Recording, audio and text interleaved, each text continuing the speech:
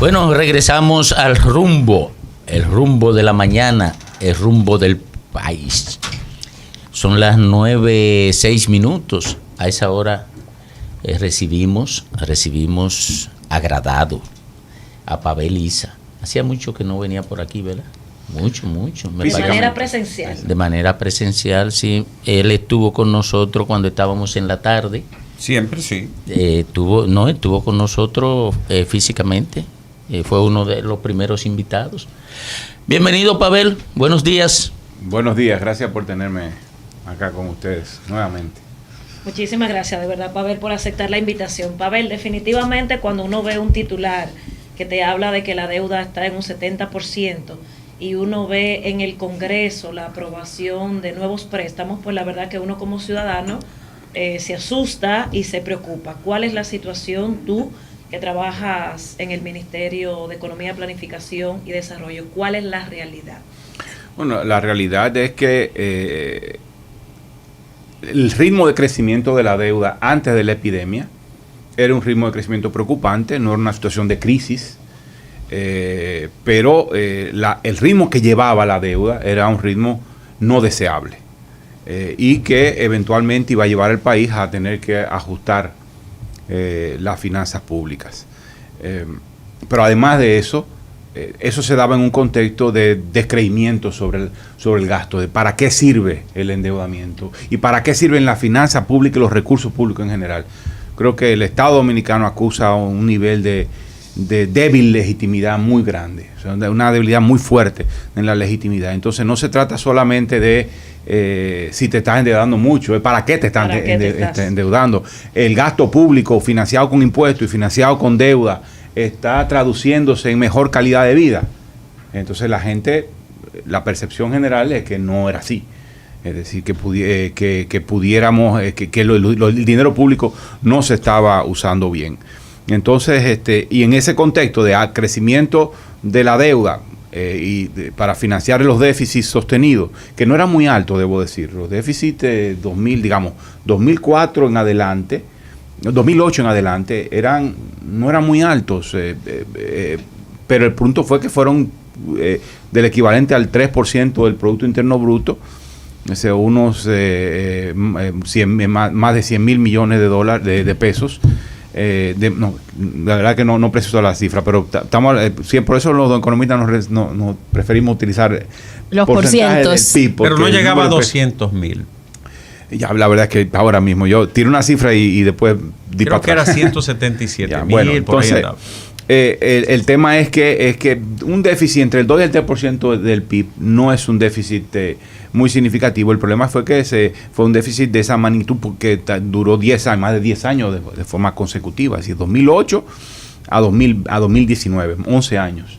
Entonces eso hizo que la deuda escalara y todo esto en un contexto de débil legitimidad del Estado y de descreimiento, de duda. Ya, entonces llega la epidemia. Entonces la epidemia lo que hace es, el gobierno tiene que salir obligatoriamente a auxiliar a las personas haciéndoles fuertes transferencias para sostener el consumo porque nos mandó a encerrarnos, como se hizo en toda parte del mundo, por una parte, y por otra parte los ingresos se cayeron porque la actividad económica se restringió. Entonces el déficit aumentó. Entonces lo que pasó fue que al ritmo que llevábamos se aceleró fuertemente o digamos hubo un aumento de escalón muy grande por el tema de la epidemia y eso nos pone en una situación aún más delicada. No significa esto que estamos en una situación calamitosa ya. No lo estábamos antes, aún no lo estamos ahora, en particular porque en todo el mundo está pasando esto. O sea, no es un asunto de la República Dominicana, en todo el mundo los déficits y la deuda, o sea, hay un enorme endeudamiento de los estados en el mundo. Y entonces, la respuesta, ¿por qué? Porque la respuesta que dieron las autoridades monetarias en todo el mundo fue abrir las llaves monetarias, es decir, frente a la crisis, ¿qué hicieron? Bueno, emitir dinero, por decirlo de alguna manera, ¿no?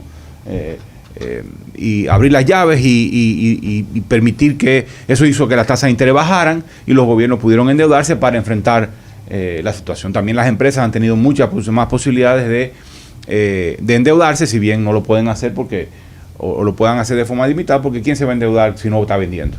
Pero el dinero estaba y el dinero está. Es decir, el nivel de liquidez que hay en la economía, en esta economía y en el mundo, es enorme, ¿no? Acorde con la situación de crisis. Entonces, pues los gobiernos sencillamente accedieron a estos créditos, pero ahora nos ponen en una situación bastante difícil. Pero yo creo que en todo el mundo es así, de tal manera que en este momento lo más preocupante no es tanto el total de la deuda como porcentaje del PIB, como no lo era antes tampoco. Antes hablábamos de un 50% y estábamos escandalizados. La deuda total, el stock de la deuda, el tamaño de la deuda pública alcanzaba el 50 o más del 50% del PIB. Ahora está alcanzando más del 70%. Pero esa no es la cifra más preocupante, porque como se dice comúnmente, tú no pagas deuda con PIB, con Producto Interno Bruto, tú pagas deuda con ingreso tributario. Entonces tú necesitas, la pregunta es cuánto te cuesta, con respecto al porcentaje, con respecto a los ingresos del Estado, cuánto es que te está costando la deuda. Y te está costando más del 40% de los ingresos tributarios se destinan al pago de la deuda, de capital e interés. Eso es Más del mucho. 40. Eso es mucho. Ahora mismo la preocupación es los intereses, porque el capital tú siempre te puedes reenganchar. Si no hay un peligro grande, inminente, pues los mercados te van a financiar. El problema es que para tú pagar los intereses, que tú no reenganchas, tú no puedes reenganchar los intereses, tienes que sacarlo de los ingresos. Entonces, ahora mismo creo que está por alrededor del 30% de los ingresos. Es decir, por cada peso que se recauda, cerca del 30 pesos, por cada 100 pesos que recauda, cerca de 30 pesos, tú lo estás destinando a pagar intereses. Con el perdón de Fafa, sí. Ahí en ese mismo punto, para que no saltemos, ¿qué hacer? Como tú lo dices, la deuda no se paga con PIB, se paga con ingresos tributarios. Entonces, ¿qué hacer en una sociedad donde los ricos no quieren pagar más impuestos y los pobres no pueden pagar? Ese es uno de los desafíos más importantes. El desafío más importante es darle legitimidad al Estado a largo plazo. Es decir, que todos creamos en el Estado, que creamos que el gasto público está siendo dirigido, y la acción pública en general, no solo el gasto, sino la acción pública en general, está dirigida a mejorar la calidad de vida de la gente. Eso es lo que necesitamos. Ahora bien, luego para mejorar la calidad de vida, ¿dónde necesitas gastar y cuánto necesitas gastar? Y ya estoy hablando casi de la discusión del pacto fiscal. Y luego va cómo lo financias. Por lo tanto, eso significa quién lo paga. El desafío de una reforma tributaria, aparte del desafío del gasto, de darle en palabras sencillas diría que en el fondo es darle legitimidad al Estado y que la gente perciba que sea 1 peso o 10 pesos que tenga el Estado, que lo está gastando bien. En el lado tributario, el desafío es cómo recaudar sin lastimar a los pobres. Sí, pero ese es el tema. Desafortunadamente, aumentar dar el paso para poder recaudar inmediatamente mucho dinero, el único instrumento fiscal que tenemos es el ITEVIS, que es una máquina recaudadora. Esa es la naturaleza del impuesto, es recaudadora, pero es tan recaudadora como regresiva. ¿Ya? Es decir, la única forma en que tú tienes para levantar recursos rápido. Y mucho es con el ITEVIS. Continuo. Pero no debería ser ese el curso del sistema tributario. El curso del sistema tributario debería ser gravar, como tú habías dicho, a los ricos. Es decir, mover el sistema tributario de uno que está basado en impuestos indirectos, como el que tenemos ahora, a otro que esté basado en impuestos directos, es decir, impuestos a la riqueza y al patrimonio. Pero gravar la riqueza y el patrimonio de manera efectiva es mucho más difícil, porque no es tan difícil grabar las ventas. Tú pones las máquinas, pero grabar la ganancia, grabar las rentas altas es mucho más difícil, porque los ricos cuentan con un conjunto de mecanismos muy sofisticados para esconder la riqueza, ¿no? Y entonces eso hace que el esfuerzo para recaudar mordiendo a los ricos no sea un esfuerzo que dé resultados inmediatos, sino que tiene que dar resultados a más largo plazo. Hay que construir, hay que seguir construyendo todo un entramado de gestión tributaria que te permita gravar a los ricos. Pero además, el tema es que también la economía dominicana, y como muchas economías del mundo, es muy porosa. Entonces la riqueza tiene muchas fugas, muchas formas de escapar. Es decir, la compra de activos en el país, por ejemplo, te la hacen dominicanos y dominicanas con empresas inscritas en paraísos fiscales. Entonces, ¿cómo tú puedes entrarle a esa renta y financiar adecuadamente al Estado si hay todo ese conjunto de mecanismos? La única manera de hacerlo es a través de las articulaciones internacionales, acuerdos multilaterales. Y yo creo que hay un espacio propicio en este momento para eso, porque en Estados Unidos y en Europa están dando cuenta claramente. Ya se había venido discutiendo en el marco de la Organización para la Cooperación y el Desarrollo Económico, la famosa OCDE. Tienen 10, 12 años discutiendo este tema de cómo lograr impedir que los ricos se salgan con la suya escondiendo el dinero en los paraísos fiscales. Yo creo que ahora están dando un paso más, y en particular en Estados Unidos, con esta propuesta de Biden, del gobierno de Biden y de la secretaria del Tesoro, está planteando la imposición de una tasa corporativa mínima global. Es decir, todas las corporaciones tienen que pagar un impuesto sobre la renta mínimo. Ahora mismo las corporaciones logran que sus rentas, que su tasa de tributación efectiva sea muy reducida, porque esconden el dinero, lo mueven, te generan unas arquitecturas financieras que dicen, y ese ingreso, ¿en qué país cayó? No cayó en ningún país, cayó en el océano.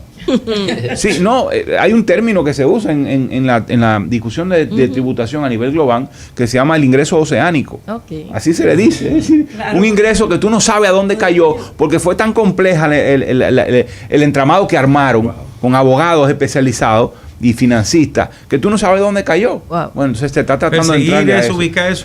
Y entonces, y los países en desarrollo caen, están entrampados en esa situación, ¿no? Pero mira, tú estás tocando un tema que fue el objeto de mi comentario. Este país camina a una crisis, en el sentido de aumentar el gasto, aumentar el empréstito, los préstamos, pero se le reducen los ingresos al gobierno. Eso camina a una crisis. Y por eso se está hablando de una reforma fiscal, calladito. Yo digo que la base de la reforma fiscal no puede ser incrementar el costo del consumo. No puede ser el ITEVI y la forma tradicional, que va a ser la ganancia y la propiedad. Y eso implica ahora mismo un entendimiento entre el sector empresarial y el poder, porque ese gobierno tiene calidad para imponérselo a la fuerza, pero hay que hacer un trabajo preventivo. Aquí hay que aumentar los ingresos del gobierno y el gobierno sanear sus gastos, sanearlo, porque no hay solución previsible que evite un desastre mañana si eso no se hace a tiempo. ¿Tú crees que eso es posible? Yo creo que sí. Yo creo que es posible ir preparando el terreno político. Yo creo que cualquier reingeniería de la tributación y elevación de la carga tributaria no debería ser en los próximos meses. Yo no creo que el gobierno no está pensando en esto en los próximos meses, en lo inmediato. Sí puede plantear una discusión al respecto, se generar un debate, propiciar un entendimiento, y propiciar, como tú dices muy bien, un entendimiento, pero cualquier esfuerzo, grande o pequeño, tendrá que ser cuando la recuperación económica esté consolidada. Y en este momento, si bien lo que estamos viendo es una recuperación explosiva, muy, muy fuerte, o sea, realmente la economía está moviéndose de manera muy rápida, pero hay que tener cuidado porque uno no puede, para nosotros hay una salvación en que este país sea el primero que se ponga en condición de recuperar el atractivo al turismo. El país tiene ventaja para tratar de ser el primero atractivo. Me decía Domingo fuera, los cubanos están trabajando en recuperar su economía. Si ellos se recuperan primero que nosotros, nos van a agarrar con el turismo. El país necesita entender la trascendencia de acelerar el tratamiento de la vacuna para facilitar la condición de recuperar dinero. A eso iba, el tema es COVID.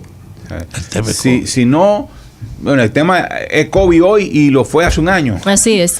Y lo seguirá siendo. yo creo que las cifras lo que dicen es que el país está recuperándose de manera explosiva, pero esa misma explosión puede detenerse de repente si la situación sanitaria se complica mucho más, porque pudiera obligar al gobierno a tomar medidas aún más restrictivas, incluso en un contexto de expansión de la vacunación. Realmente el ritmo de vacunación en el país ha sido positivo, ha sido muy bueno comparado con otros países en igual circunstancia. Y ahí es que está la esperanza de la recuperación, en acelerar eso sin conflicto. Entonces, de acuerdo, pero no sabemos si eso va a pasar. Así es. Y no sabemos porque no sabemos la gravedad del rebrote. Y qué va eso y si eso va a obligar a tomar medidas mucho más restrictivas de las que se han tomado ahora. Entonces, sí, hay una recuperación importante, pero en 2-3 meses pudiéramos no estar contando otra historia. No lo sabemos todavía. Lo cierto es que de eso yo creo que de eso depende mucho cuán pronto el país pueda abocarse a una reforma fiscal. O a una reforma tributaria en este caso, yo pienso. Y qué tan profunda puede ser.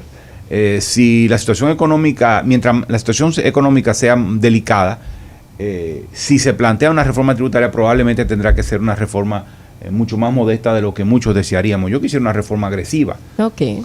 ¿A qué me refiero agresiva? Significa una reforma que integral. Además de integral, además de que le dé credibilidad al Estado, de que diga, mira, estamos pactando, estamos negociando, estamos conviniendo un conjunto de transformaciones que va a implicar que la gente también se sienta más segura por el lado del gasto y que diga, mira, este tipo de cosas yo quiero financiarla, yo creo que el Estado debe financiarla. Ahora, si la situación se complica, o sea, yo decía, yo quisiera una reforma mucho más agresiva, que ponga al Estado en capacidad de resolver los problemas que tiene este país. Porque muchos de los problemas son del Estado, la falta de agua, por ejemplo, la débil infraestructura vial en muchas zonas, ¿no? La misma situación energética, la cuestión de la energía, la cuestión del cuidado del medio ambiente.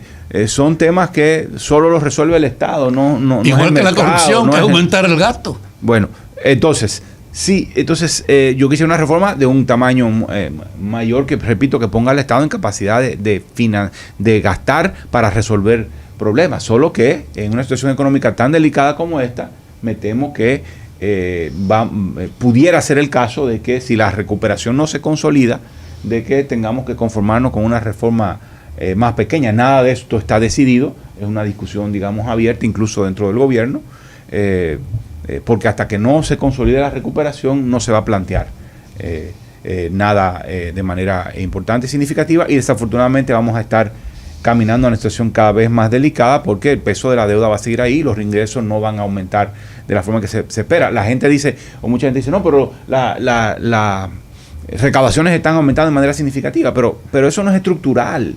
O sea, es coyuntura, incluso. Es una coyuntura de un buen momento económico, y cuando hay un momento económico las recaudaciones aumentan. Pero esperemos a final de año a ver si las recaudaciones con respecto al PIB van a aumentar mucho o no. Muy bien. Y probablemente no sea tanto. Bueno, sí, va a ser comparado con 2020, la pregunta es comparado con 2019. Vamos a aumentar la recaudación del gobierno respecto al PIB comparado con 2019. Va a ser mucho mayor. Yo tengo mis dudas al respecto. Creo que es un buen momento, pero a nivel de mes, no a nivel de año. Excelente. Conversamos con Pavel Issa Contreras. Él es viceministro de Planificación del Ministerio de Planificación, Economía y Desarrollo. Y justamente, Pavel, en esa condición me gustaría hacer, yo figuro entre quienes creen que llevamos una reapertura económica rápida, acelerada inclusive. Sin embargo, hay preocupaciones que te explican que más de 130,000 empleos todavía no han sido recuperados después de este COVID-19. Formales, sin contar la informalidad, que es muy amplia también. Ustedes como técnicos han podido hacer análisis de lo que pudo haber sido la economía de la República Dominicana administrada con una intención de sanearla si no tuviésemos el COVID-19 desde el pasado año 2020. Mira, se han hecho diferentes trabajos respecto a cuántos recursos pudiera haber tenido el gobierno disponible para el desarrollo, de haberlo gastado de una mejor manera, de haberlo de haber ahorrado en clientelismo, en corrupción, en gasto discrecional. ¿A cuánto asciende eso? ¿Tienes una? Bueno, sí, varios trabajos hablaban que oscilaban entre 1 y 2% del PIB. O sea, lo que está diciendo es mejorar la calidad de gasto.